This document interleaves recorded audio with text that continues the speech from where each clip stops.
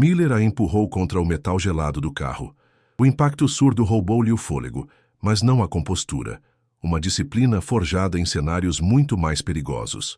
Eu disse que você comprou esses documentos. Admita! Ele rosnou perto de seu ouvido, o hálito quente e desagradável manchando o ar frio da noite. Ana permaneceu em silêncio, o corpo tenso, a mente trabalhando furiosamente para processar a injustiça crua daquele momento. Ela podia sentir o ódio irracional que emanava daquele homem, um desprezo que nada tinha a ver com suas ações, mas com tudo o que ela representava para ele. Uma mulher negra, militar, no controle. Aquilo era uma afronta ao seu pequeno universo de poder e preconceito, e ele parecia determinado a destruí-la por isso. O cheiro de perigo era real, mais palpável do que em qualquer patrulha noturna em território inimigo. A chegada de outra viatura, que deveria ser um alívio, apenas ampliou seu isolamento. 2 outros policiais desceram e, em vez de questionarem a agressividade de Miller, posicionaram-se de forma a cercá-la, uma barreira intimidadora de cumplicidade silenciosa. A esperança de que a sensatez prevalecesse morreu ali. Ana estava ilhada em um mar de hostilidade uniformizada, e a rodovia, antes um caminho para casa, havia se transformado em uma armadilha. O policial mais jovem trocou um olhar fugaz com ela, um lampejo de desconforto em seus olhos, mas ele rapidamente o desviou. Aquele silêncio doeu em Ana quase tanto quanto as palavras de Miller. Era a prova de que o sistema não estava apenas falhando, estava protegendo ativamente seus piores elementos.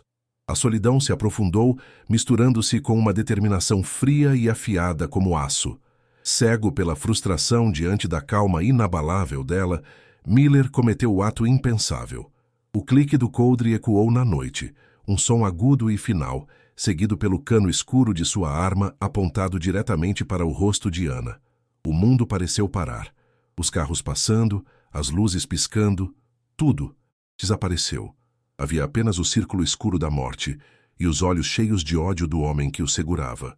Naquele instante, ela não era uma tenente, uma filha ou uma mulher. Era um alvo. O medo, um terror primal e gelado, finalmente a atingiu, mas não a paralisou. Anos de treinamento assumiram o controle. Ela olhou nos olhos dele, a voz saindo incrivelmente calma. Sargento, o senhor está cometendo um erro que vai destruir a sua vida. Não era uma súplica, era uma declaração. Quero saber até onde... Essa injustiça ecoa. Me diga de que cidade você acompanha. A tenente Ana Oliveira não existia dentro das paredes daquele pequeno quarto. Ali, ela era apenas Ana, a filha que voltava para casa, um fantasma habitando os contornos de uma vida que parecia pertencer a outra pessoa. O assoalho de madeira antigo rangia sob seus pés com uma familiaridade dolorosa, um som que nenhuma bota militar conseguia abafar. O cheiro era de naftalina e saudade, emanando do guarda-roupa onde suas roupas de adolescente ainda dividiam espaço com a farda impecavelmente dobrada. A luz da manhã entrava tímida pela janela, filtrada por uma cortina de renda que sua mãe se recusava a trocar, e desenhava padrões de poeira dançante no ar. Ela sentia o peso do silêncio, um contraste brutal com o barulho constante da base. Era um silêncio que deveria ser pacífico, mas que apenas ampliava a sensação de não pertencer a lugar nenhum. Cada manhã começava com o mesmo ritual, uma tentativa de se ancorar em uma normalidade que lhe escapava. O café coado no filtro de pano, o pão comprado na padaria da esquina, o jeito como a xícara de ágata, lascada na borda, aquecia suas mãos. Eram gestos simples, automáticos, mas que carregavam o peso de uma identidade que ela lutava para reencontrar. Ninguém ali a via como uma líder, uma estrategista responsável por dezenas de vidas. Para sua tia, que a encontrava no portão, ela ainda era a Aninha, magrinha como sempre. Para o padeiro, era a filha da Dona Célia. Seus ombros, que carregavam a responsabilidade de missões complexas, encolhiam-se instintivamente sob o peso dessas alcunhas afetuosas, mas redutoras. Ela era invisível em sua própria história, uma guerreira disfarçada em pele de moça quieta. A condescendência era sutil, embrulhada em preocupação familiar. Você se cuida naquele lugar, minha filha? Come direito? Perguntava sua mãe ao telefone, a voz embargada de um carinho que, sem querer, diminuía a magnitude de sua profissão. Para eles, o exército era um emprego perigoso e incompreensível, não uma vocação. Suas medalhas e condecorações, guardadas numa caixa de sapatos no fundo do armário, não eram símbolos de bravura, mas lembretes de sua ausência e dos perigos que corria. Ana ouvia em silêncio, respondendo com monossílabos, pois explicar a complexidade de seu mundo parecia uma tarefa impossível e arrogante. Era mais fácil aceitar o papel que lhe davam. A menina que precisava ser cuidada, mesmo que a milhares de quilômetros dali, fosse ela quem cuidava de todos os outros. Ela se lembrava de quando era criança, fascinada pelos documentários de guerra que assistia com seu avô. Ele nunca falava sobre suas próprias experiências no serviço militar, mas seus olhos brilhavam com um respeito silencioso. Foi ali que a semente foi plantada. Um desejo de fazer parte de algo maior, de encontrar uma ordem e um propósito que o mundo ao seu redor parecia não oferecer.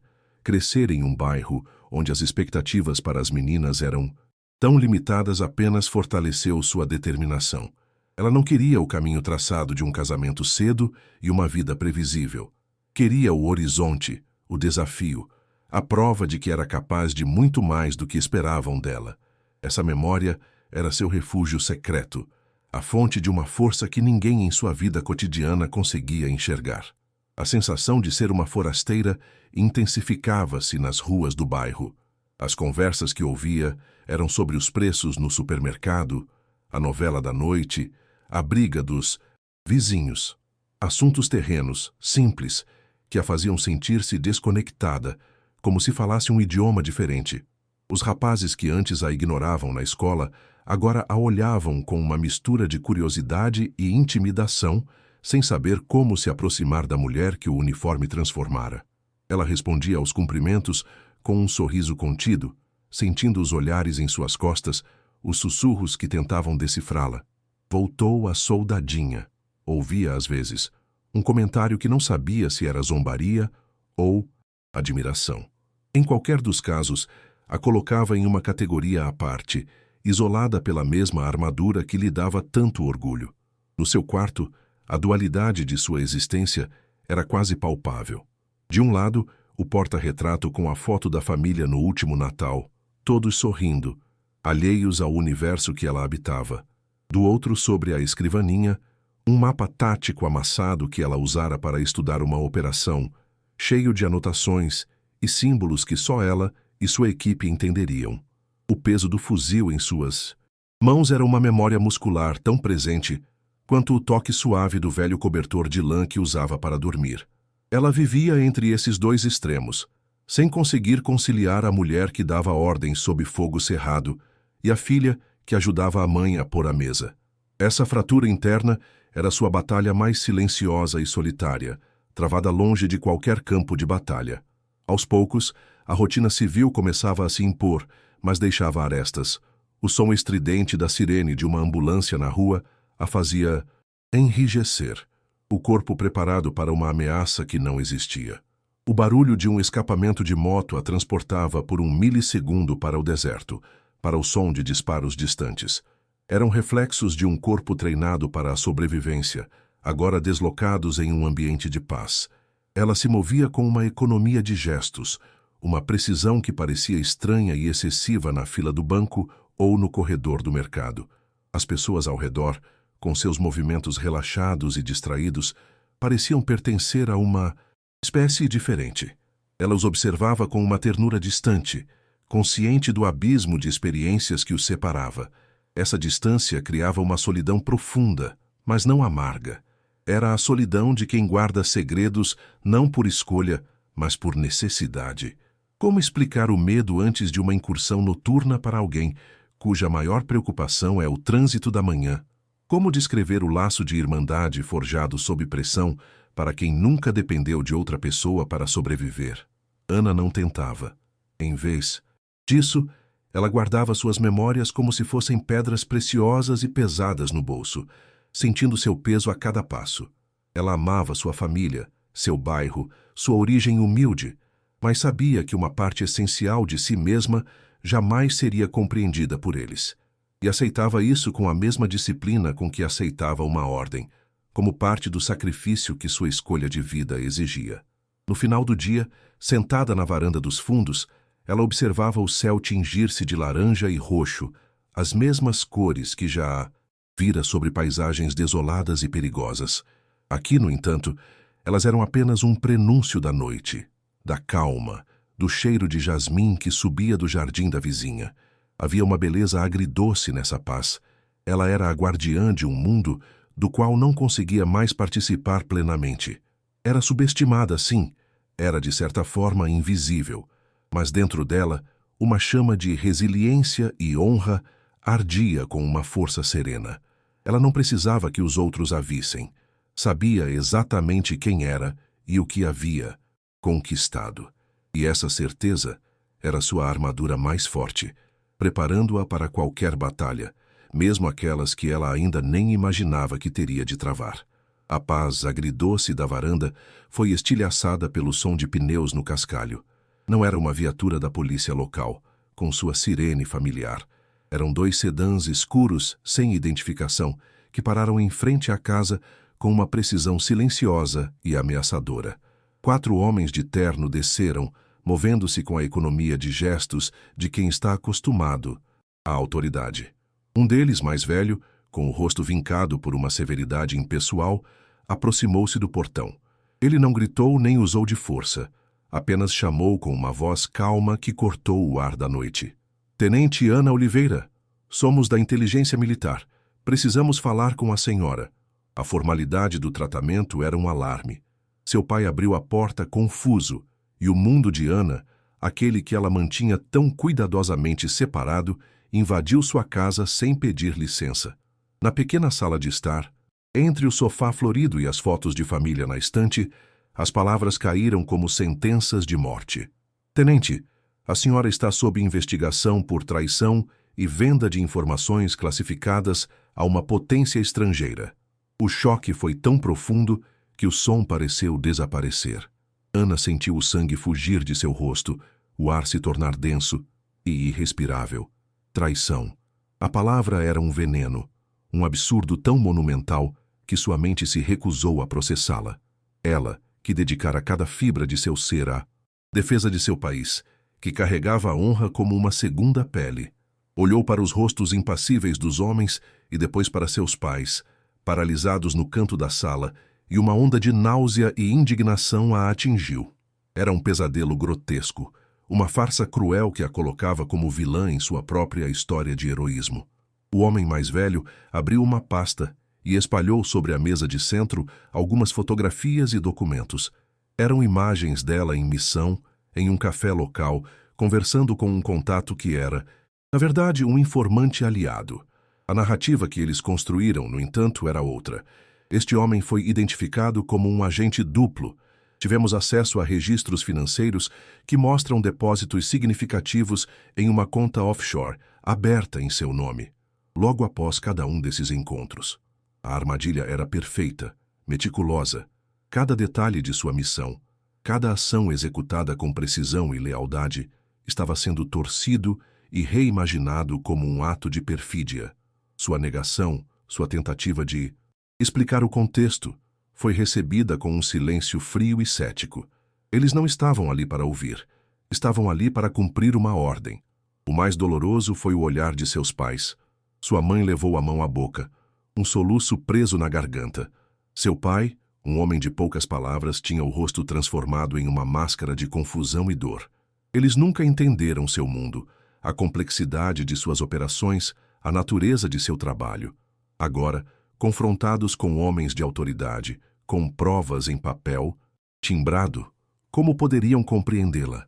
Ana viu a semente da dúvida ser plantada em seus olhos. A incapacidade deles de enxergá-la como uma líder forte agora se transformava em uma incapacidade de acreditar em sua inocência. Naquele instante, ela não era apenas uma suspeita para o exército, começava a se tornar uma estranha para sua própria família, e essa traição silenciosa doía mais do que qualquer acusação formal. Temos um mandado para revistar suas coisas. A frase foi uma violação. 2. Agentes subiram a escada, seus passos pesados ecoando pelo assoalho de madeira que guardava as memórias de sua infância. Ana ouviu o som de gavetas sendo abertas, de objetos sendo remexidos em seu quarto, seu santuário. O espaço onde a soldada e a filha coexistiam estava sendo profanado. Eles desceram minutos depois carregando uma caixa de provas. Dentro dela, seu laptop pessoal, alguns cadernos de anotações e, o mais cruel de tudo, a caixa de sapatos onde guardava suas medalhas. Os símbolos de sua bravura, de seu sacrifício, agora eram tratados como evidências de um crime hediondo, seu valor invertido em uma demonstração macabra de sua suposta duplicidade. A humilhação era um fogo que a consumia por dentro. As luzes piscantes dos veículos agora acionadas atraíram a atenção da vizinhança. Rostos curiosos apareceram nas janelas e portões, os sussurros começando a se espalhar pela rua silenciosa como um veneno. A soldadinha, a filha da dona Célia, estava sendo levada por homens sérios. A imagem de heroína local, que ela nunca buscou, mas que existia no imaginário do bairro, desmoronava em tempo real. A condescendência que sentia antes seria agora substituída por suspeita e medo. O isolamento que ela sentia, por ser diferente agora, se solidificava em um muro de vergonha pública. Estavam arrancando não apenas sua liberdade, mas sua reputação, sua história, tudo o que ela construiu com suor e sangue, ali, na frente de todos que a viram crescer. Tenente Oliveira, vire-se e coloque as mãos nas costas. A ordem foi proferida em um tom monótono, profissional. O metal frio das algemas em seus pulsos foi o toque final da irrealidade. O clique do fecho foi o som mais alto que ela já ouviu, selando sua impotência. Anos de treinamento para comandar, para lutar, para se defender, reduzidos a nada. Ela, que sabia como desarmar um inimigo em segundos, estava ali, rendida e imobilizada na sala de sua mãe, ao lado de um vaso de samambaias. Ela não resistiu, não falou. Disciplina era tudo o que lhe restava. Mas quando ouviu o choro aberto de sua mãe, um som de puro desespero, sua armadura interna trincou e, pela primeira vez, sentiu o terror absoluto de estar completamente e irremediavelmente perdida. Um dos agentes segurava seu mapa tático amassado, aquele que estava sobre sua escrivaninha. Ele o apontou para o oficial no comando. As coordenadas anotadas aqui correspondem exatamente aos locais dos encontros e dos depósitos, senhor. A frase foi apadical. Sua própria dedicação, seu estudo meticuloso, suas noites em claro planejando para proteger sua equipe, tudo isso era agora a prova cabal de sua culpa. A teia era genial em sua crueldade. Eles não precisaram inventar provas do nada. Eles simplesmente recontextualizaram a verdade. Usaram sua competência, sua excelência como oficial para construir a narrativa de sua traição. Naquele momento, Ana entendeu que não estava lutando contra uma acusação. Estava lutando contra um reflexo distorcido de si mesma. Enquanto a guiavam para fora, passando pelo portão onde tantas vezes brincara quando criança, Ana não olhou para os vizinhos curiosos ou para os rostos frios dos agentes. Seu olhar estava fixo em sua mãe, parada no umbral da porta, o rosto banhado pelas luzes azuis e vermelhas. O desespero estava lá, o amor incondicional estava lá, mas por trás de tudo, no fundo de seus olhos apavorados, Ana viu algo mais. Uma pergunta, uma minúscula, terrível, hesitante fagulha de dúvida. E aquela dúvida, no olhar da mulher que lhe deu a vida, foi o golpe final, a certeza de que a batalha que viria pela frente, ela teria de travar inteiramente só. A porta do carro se fechou, mergulhando-a na escuridão. A escuridão dentro do sedã era um vácuo, engolindo os sons do mundo exterior e amplificando o zumbido em seus ouvidos. Ana não fez perguntas. Sabia que seriam recebidas com um silêncio profissional e impenetrável.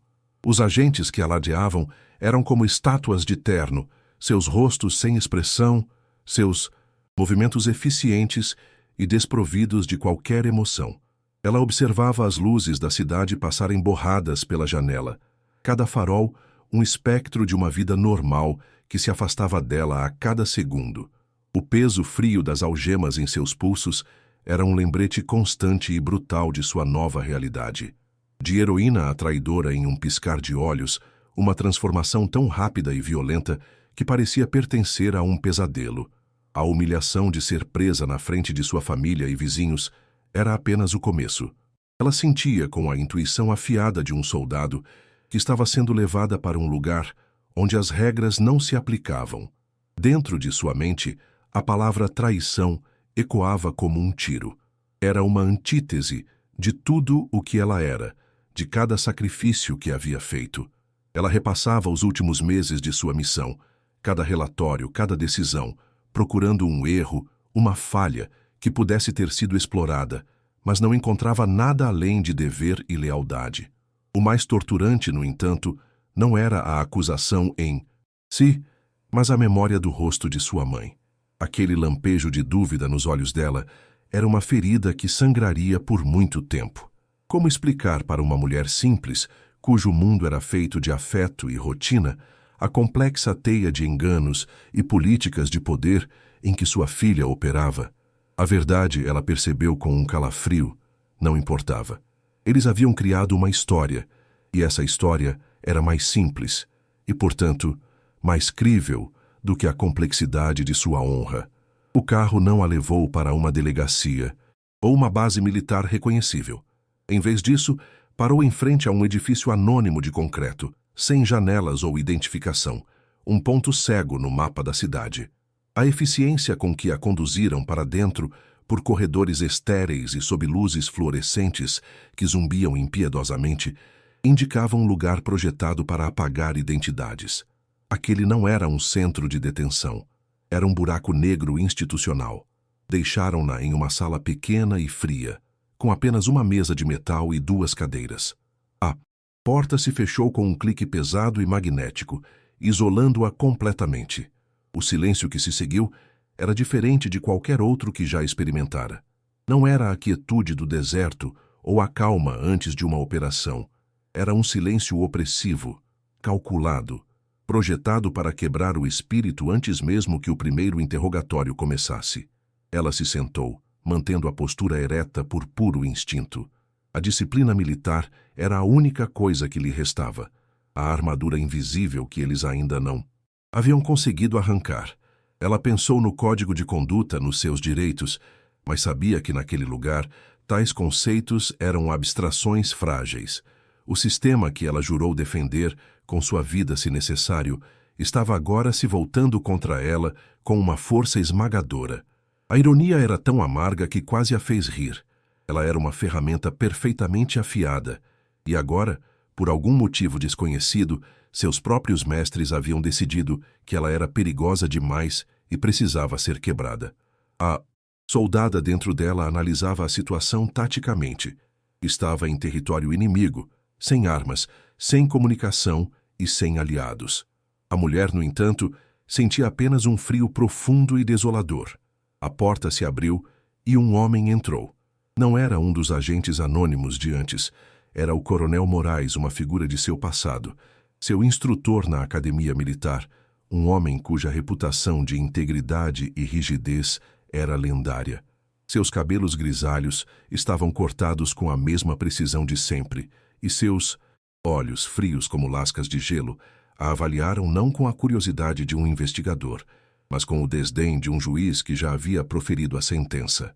Ele não a cumprimentou. Apenas se sentou à sua frente, abriu uma pasta e a encarou por um longo momento. O reconhecimento foi um soco no estômago de Ana. A presença dele ali significava que a acusação não vinha de um departamento qualquer. Vinha do coração do exército. O próprio sistema que a forjou, agora, a caçava.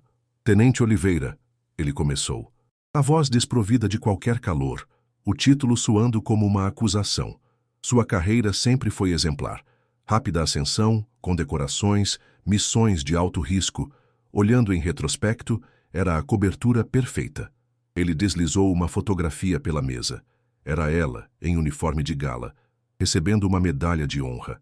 Cada ato de heroísmo, cada demonstração de lealdade, era apenas um investimento em sua credibilidade, para que pudesse vender nossas informações pelo preço mais alto. As palavras dele, Eram lâminas, dissecando sua vida, torcendo cada conquista em um ato de premeditação traiçoeira. Ele estava reescrevendo sua história na sua frente, transformando sua honra em uma farsa elaborada. E ela era forçada a assistir em silêncio, paralisada pela monstruosidade daquela narrativa. Ela sentia seu mundo interior desmoronar. Cada memória de sacrifício, as noites sem dormir, o medo engolido, a camaradagem com sua equipe, tudo era manchado pela sujeira das acusações de Moraes. Ele representava o ideal que ela sempre buscou, a personificação da disciplina e da honra militar. E vê-lo ali, do outro lado da mesa, a acusando do crime mais vil, era como se o próprio conceito de honra estivesse se desfazendo. Lembrou-se de um pequeno pássaro de madeira, que seu avô, também militar, havia esculpido para ela antes de morrer. Estava guardado no fundo de uma gaveta em seu quarto. Um objeto simples, um segredo. Naquele momento, aquele pedaço de madeira parecia o único bastião de uma verdade que ninguém mais parecia enxergar. Uma relíquia de um tempo em que o dever era algo puro. Eu servi a este país com tudo o que eu tenho, coronel, Ana disse, a voz firme, apesar da tempestade dentro dela. O senhor me conhece. O senhor me treinou. Moraes esboçou um sorriso fino, um gesto que não alcançou seus olhos. Eu treinei uma cadete promissora. Não sei quem você se tornou depois disso. Seus relatórios operacionais são detalhados, precisos, tão precisos que serviram como um catálogo perfeito. Para nossos inimigos, sua competência era sua maior arma, e você a apontou para nós. A lógica dele era circular e inexpugnável. Ele usava suas maiores qualidades como prova de sua culpa, transformando sua excelência em evidência de uma duplicidade sofisticada. Ela percebeu que não importava o que dissesse, a mente dele já estava fechada. Moraes empurrou outro item pela mesa. Não era um documento oficial.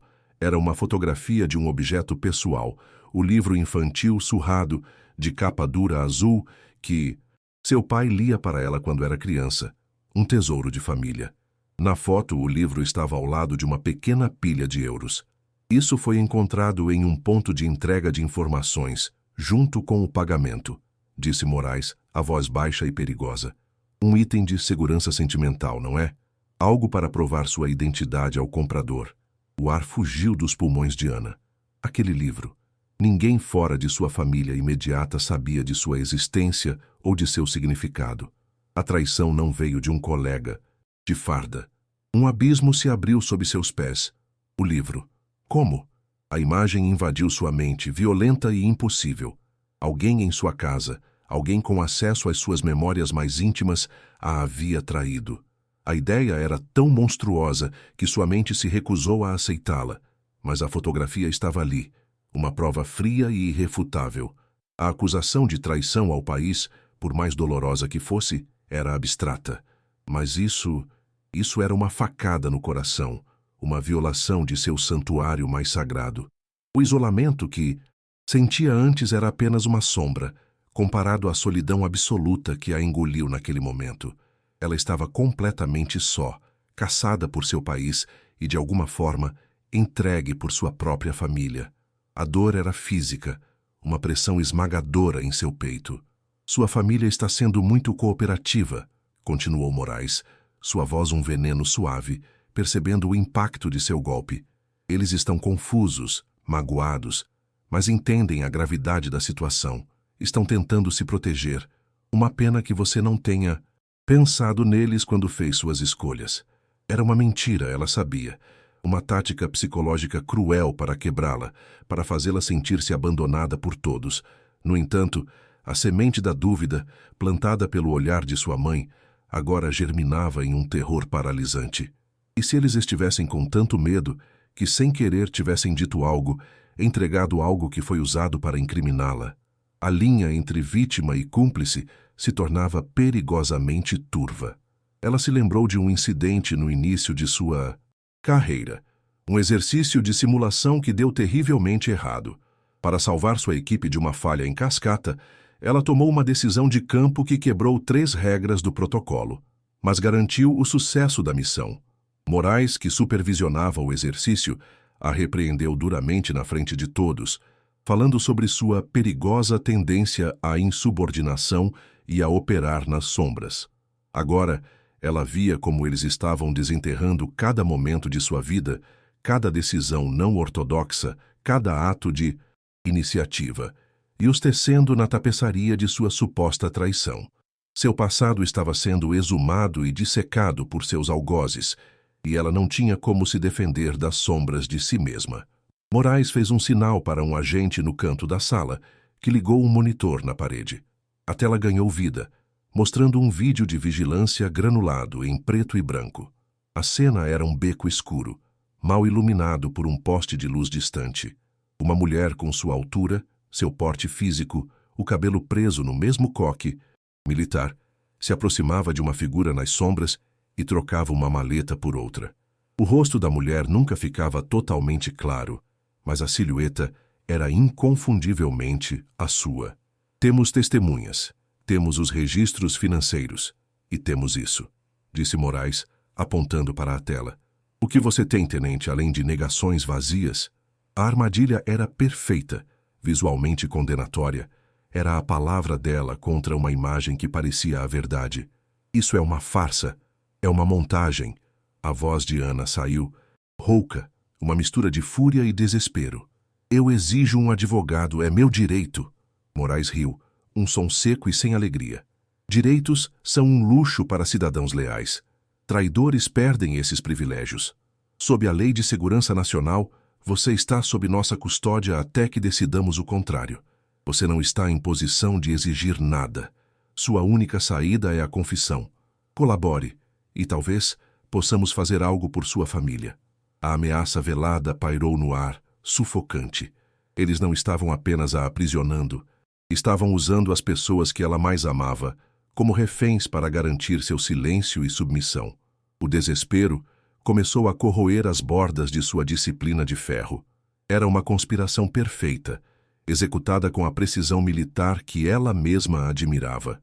Eles haviam antecipado cada um de seus movimentos, cada uma de suas defesas.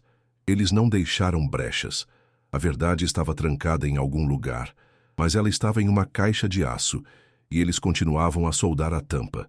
Sentiu o peso do cansaço, não apenas físico, mas uma exaustão de alma que nunca conhecera em nenhum campo de batalha. Lutar contra um inimigo que você pode ver é uma coisa. Lutar contra um fantasma que usa seu próprio rosto e sua própria história como arma era uma batalha que ela não sabia como vencer. O interrogatório terminou tão abruptamente quanto começou. Moraes se levantou, ajeitou o paletó e saiu da sala sem outra palavra. 2 guardas entraram, seus rostos impassíveis, e a agarraram pelos braços com uma força desnecessária. A violência psicológica dera lugar à realidade física de sua captura. Eles a arrastaram por mais um corredor, o som de suas botas ecoando nas paredes de concreto. Cada passo a levava mais fundo naquele labirinto de injustiça, mais longe de tudo o que conhecia e amava.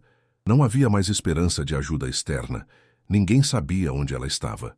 Para o mundo, a tenente Ana Oliveira havia simplesmente desaparecido, engolida pelo mesmo sistema que ela jurara proteger. Jogaram-na em uma cela minúscula. Um bloco de concreto servia de cama.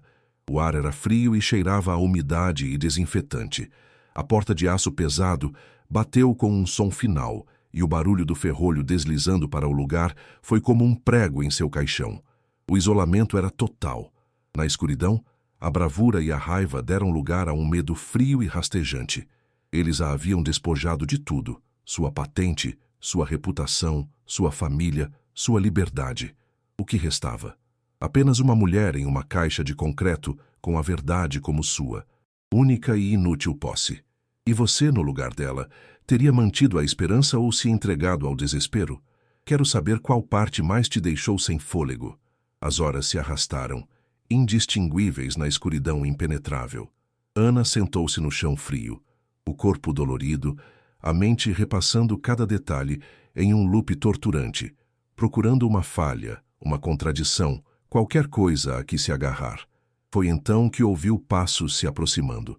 Eram diferentes dos passos pesados e rítmicos dos guardas. Estes eram mais leves, hesitantes, e pararam bem em frente à sua porta. Um silêncio tenso se instalou, e então a pequena fresta de metal na altura dos olhos se abriu com um rangido suave. Na penumbra do corredor, um par de olhos a encarava, arregalados de medo e conflito. Eram os olhos do policial mais jovem, o recruta que permaneceu em silêncio durante sua abordagem naquela noite na estrada. A fresta de metal se abriu com um rangido que cortou o silêncio opressivo da cela. Na penumbra, Ana reconheceu os olhos do policial mais jovem daquela fatídica noite na estrada, um recruta cujo nome ela nunca soube. O rosto dele era uma máscara de medo e conflito, o olhar de um homem travando uma guerra contra a própria consciência. Ele não disse nada por um longo momento, apenas a observou, a respiração presa no peito. O que ele fazia ali, naquele buraco negro institucional, era um mistério perigoso. Ana permaneceu imóvel, o corpo ainda tenso, a mente de soldado avaliando a nova variável. Ele poderia ser parte da armadilha, uma nova tática psicológica para quebrá-la. Contudo, havia uma sinceridade em seu pavor, uma hesitação que não pertencia a um ator experiente. Aquele silêncio era o testemunho de uma coragem nascente, lutando para superar a covardia. Eu não devia estar aqui, ele sussurrou a voz trêmula, mal audível através do aço. Eu vi o que eles fizeram com você na estrada. O sargento Miller. Aquilo foi errado. Quando ouvi nos bastidores que uma tenente Oliveira tinha sido presa por traição, eu sabia. Eu sabia que não podia ser você. As palavras dele eram uma lufada de ar em um vácuo. Ele não trazia uma chave ou um plano de fuga, mas algo infinitamente mais valioso. Validação. Alguém viu sua honra. Alguém acreditava nela. Ana se aproximou da porta, o coração batendo com uma força renovada. A confiança era um risco que ela não podia se permitir, mas a intuição, afiada por anos de sobrevivência, dizia-lhe que aquele homem era sua única e improvável chance. Aquele momento de silêncio cúmplice na estrada havia finalmente encontrado sua voz. "O que você viu?" Ana perguntou, a voz baixa e firme, a de uma comandante assumindo o controle da situação, mesmo de dentro de uma jaula. O jovem policial, cujo crachá ela agora conseguia ler como Caleb, engoliu em seco. "Eu trabalho na segurança do perímetro deste complexo agora." Vi o coronel Moraes recebendo um homem de terno, um civil. Eles se encontraram no estacionamento dos fundos, achando que ninguém estava vendo. O civil entregou a Moraes uma pasta, e eu ouvi uma parte da conversa. Eles falaram sobre um bode expiatório perfeito e mencionaram a sua reputação impecável como a cobertura ideal.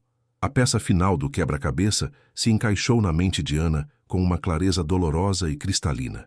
Moraes não estava apenas cumprindo ordens. Ele era a origem da traição, o arquiteto de sua destruição. A raiva fria e calculista substituiu o desespero. Não era uma fúria cega, mas a precisão de um atirador de elite focando em seu alvo. Ela agora tinha a verdade, mas a verdade dentro de uma cela era inútil. Precisava de uma arma, e a única que possuía era sua mente. "Caleb", ela disse, o nome soando como uma ordem e um apelo. "Preciso que você faça algo por mim. Não é seguro e vai contra tudo o que te ensinaram. Preciso que você envie uma mensagem anônima para o general Braga, do Comando de Operações Conjuntas. Diga a ele apenas 3 palavras. Pássaro de Madeira, Moraes." O policial a encarou. Confuso, mas a autoridade na voz de Ana era inquestionável. Era uma aposta desesperada, baseada em uma memória, em um pequeno segredo de família, o único elemento que eles não poderiam ter fabricado. O plano era um fio de navalha. O pássaro de madeira era um pequeno objeto que seu avô, um herói de guerra e mentor do general Braga, havia esculpido para ela. Os 3 homens partilhavam uma história, um código de honra silencioso que transcendia a hierarquia formal. Braga saberia que a mensagem só poderia vir dela e que a acusação contra Moraes, atrelada àquela relíquia de integridade, era mortalmente séria. A espera que se seguiu foi a batalha mais difícil de sua vida, travada no silêncio de sua cela, enquanto o destino de sua honra e liberdade dependia da coragem de um jovem policial e da memória de um velho general. Cada passo no corredor, cada som de porta, era uma tortura. Ela não sabia se o próximo a entrar seria seu carrasco ou seu salvador. A porta da cela se abriu com violência. Desta vez não eram guardas, mas o próprio coronel Moraes, o rosto contorcido por uma fúria mal contida. Atrás dele, imponente e com o rosto como uma pedra de granito, estava o general Braga. O poder na sala havia mudado de eixo de forma sísmica. Que absurdo é esse, Oliveira? Rosnou Moraes. Que tipo de jogo você está tentando jogar? Ana foi escoltada para a mesma sala de interrogatório, mas agora o ambiente era outro. O general Braga sentou-se à cabeceira da mesa, não como um espectador, mas como o juiz supremo daquele tribunal improvisado.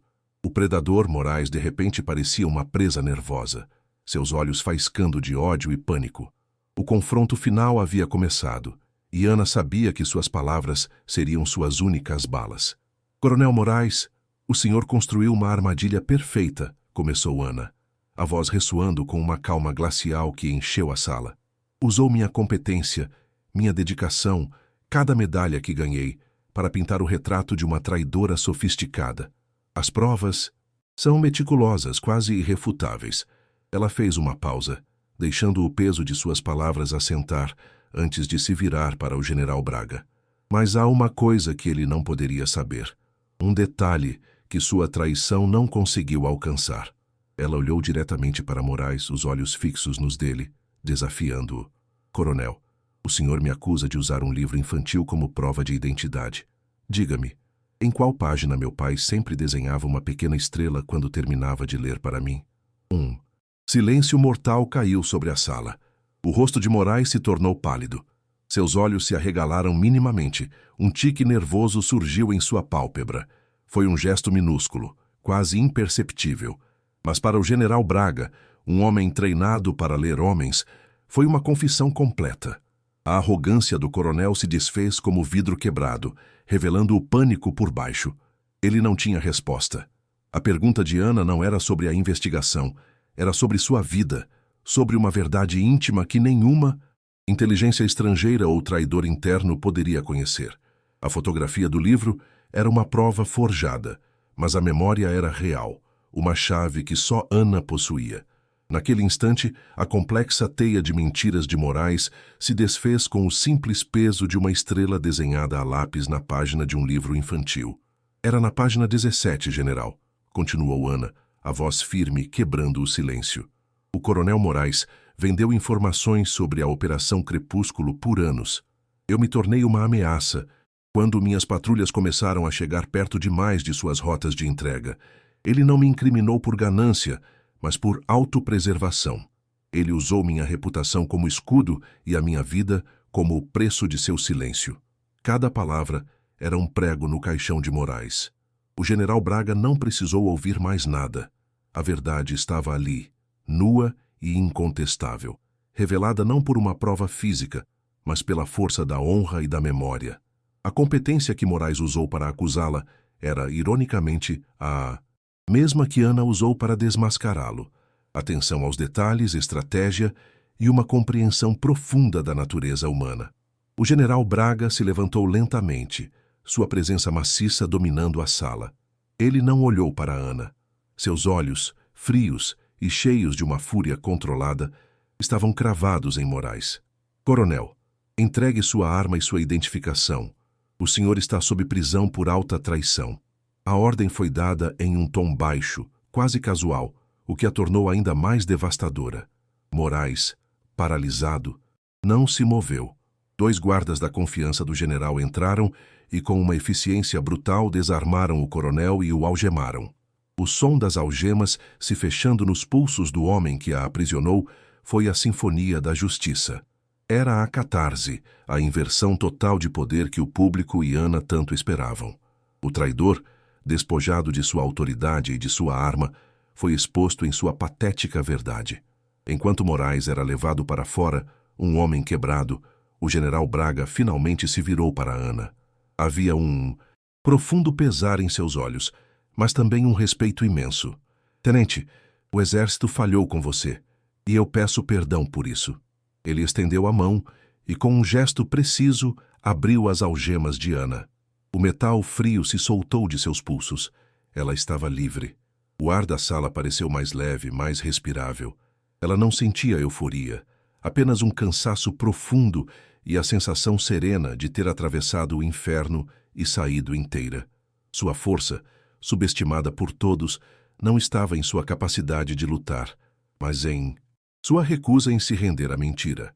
Ela se manteve de pé, não mais como uma prisioneira, mas como a personificação da honra que eles tentaram roubar.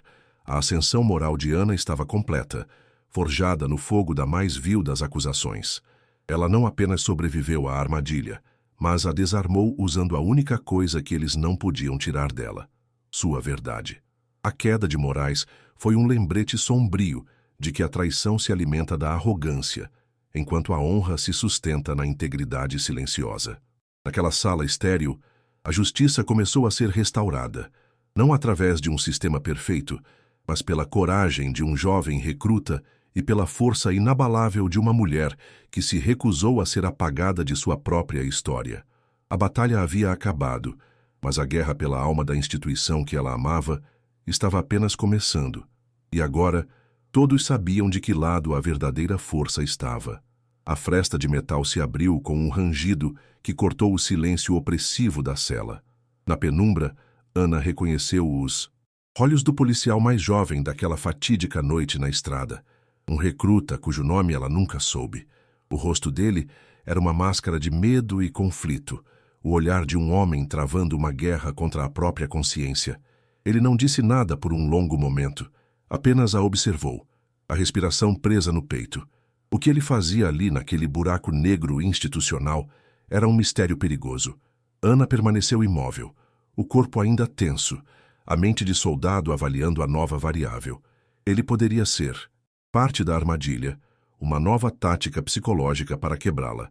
Contudo, havia uma sinceridade em seu pavor, uma hesitação que não pertencia a um ator experiente. Aquele silêncio era o testemunho de uma coragem nascente, lutando para superar a covardia que um dia o paralisara. Eu não devia estar aqui, ele sussurrou, a voz trêmula, mal audível através do aço. Eu vi o que o sargento Miller fez com você. Aquilo foi errado. Quando ouvi nos bastidores que uma tenente Oliveira tinha sido presa por traição, eu sabia. Eu sabia que não podia ser você. As palavras dele eram uma lufada de ar em um vácuo. Ele não trazia uma chave ou um plano de fuga, mas algo infinitamente mais valioso: validação.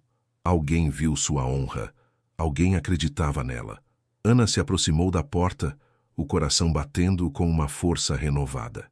A confiança era um risco que ela não podia se permitir, mas a intuição, afiada por anos de sobrevivência, dizia-lhe que aquele homem era sua única e improvável chance.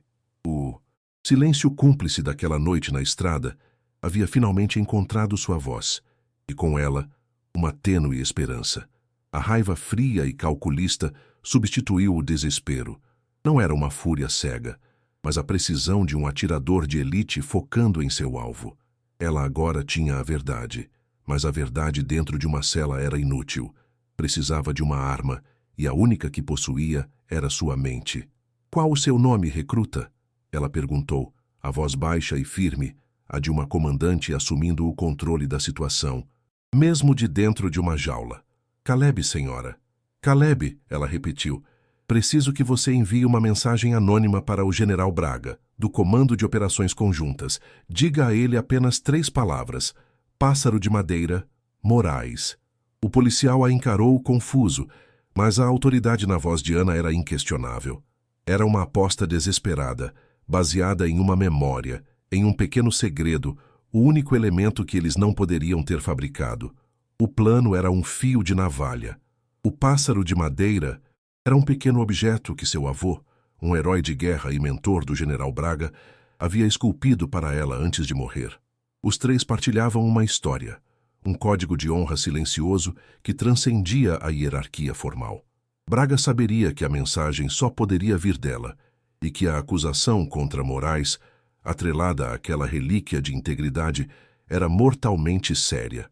A espera que se seguiu foi a batalha mais difícil de sua vida, travada no silêncio de sua cela, enquanto o destino de sua honra e liberdade dependia da coragem de um jovem policial e da memória de um velho general. Cada passo no corredor, cada som de porta, era uma tortura. Ela não sabia se o próximo a entrar em sua cela seria seu carrasco ou seu salvador, mas aguardou com a disciplina de sempre. A porta da cela se abriu com violência. Desta vez não eram guardas, mas o próprio Coronel Moraes, o rosto contorcido por uma fúria mal contida. Atrás dele, imponente e com o rosto como uma pedra de granito, estava o general Braga. O poder na sala havia mudado de eixo de forma sísmica. "Que absurdo é esse, Oliveira?" rosnou Moraes. "Que tipo de jogo você está tentando jogar?" Ana foi escoltada para a mesma sala de interrogatório, mas agora o ambiente era outro. O general Braga sentou-se à cabeceira da mesa, não como um espectador, mas como o juiz supremo daquele tribunal improvisado.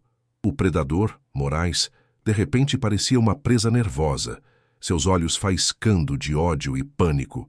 O confronto final havia começado, e Ana sabia que suas palavras seriam suas únicas balas. "Coronel Moraes, o senhor construiu uma armadilha perfeita", começou Ana, a voz ressoando com uma calma glacial que encheu a sala. "Usou minha competência, minha dedicação, cada medalha que ganhei, para pintar o retrato de uma traidora sofisticada. As provas são meticulosas, quase irrefutáveis." Ela fez uma pausa, deixando o peso de suas palavras assentar, antes de se virar para o general Braga. Mas há uma coisa que ele não poderia saber.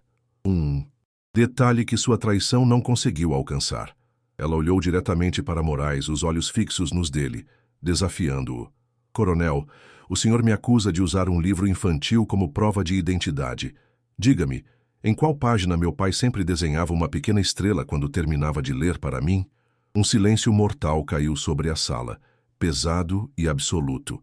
O rosto de Moraes se tornou pálido. Seus olhos se arregalaram minimamente. Um tique nervoso surgiu em sua pálpebra. Foi um gesto minúsculo, quase imperceptível, mas para o general Braga, um homem treinado para ler homens, foi uma confissão completa. A arrogância do coronel se desfez como vidro quebrado, revelando o pânico por baixo. Ele não tinha resposta. A pergunta de Ana não era sobre a investigação, era sobre sua vida, sobre uma verdade íntima que nenhuma inteligência estrangeira ou traidor interno poderia conhecer. A fotografia do livro era uma prova forjada, mas a memória era real, uma chave que só Ana possuía. Naquele instante, a complexa teia de mentiras de Moraes se desfez com o simples peso de uma estrela desenhada a lápis na página de um livro infantil, um detalhe tão pequeno e tão poderoso. O general Braga se levantou lentamente, sua presença maciça dominando a sala. Ele não olhou para Ana. Seus olhos, frios e cheios de uma fúria controlada, estavam cravados em Moraes. "Coronel, entregue sua arma e sua identificação. O senhor está sob prisão por alta traição." A ordem foi dada em um tom baixo, quase casual, o que a tornou ainda mais devastadora. Moraes, paralisado, não se moveu. 2 guardas da confiança do general entraram e, com uma eficiência brutal, desarmaram o coronel e o algemaram. O som das algemas se fechando nos pulsos do homem que a aprisionou foi a sinfonia da justiça, ecoando na sala estéril.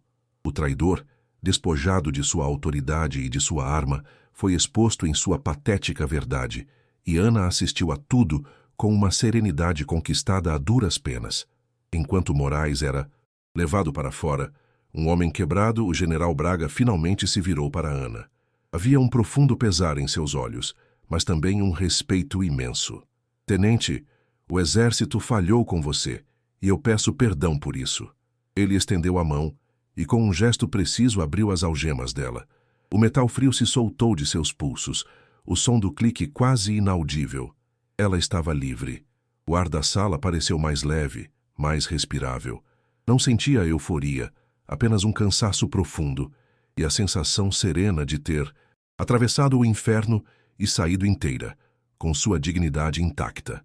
Sua força, subestimada por todos, não estava em sua capacidade de lutar, mas em sua recusa em se render à mentira. Ela se manteve de pé, a personificação da honra que eles tentaram roubar. A verdade é uma armadura silenciosa. Se a jornada de Ana pela verdade tocou você, compartilhe essa mensagem de resiliência. Me diga nos comentários, Qual o verdadeiro significado da honra para você?